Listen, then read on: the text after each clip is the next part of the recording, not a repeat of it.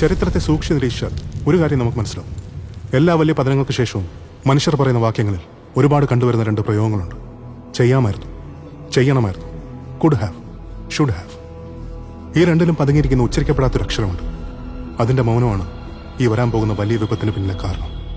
And that letter is ഒളിവാഴും ഒരു നാടിനുടലാകെ ുണയാക്കും കെടുകാലം പുതിയേ വീഴും ചുടു കണ്ണീർ കടൽ നീന്താൻ അരുതാതെ എങ്ങും പുരുഷാരം തല താഴ്ത്തി കഴിയേ വാടുന്ന കണ്ണാൽ തേടുന്നതാരെ താങ്ങായി നയിക്കാൻ നീ മാത്രമേ.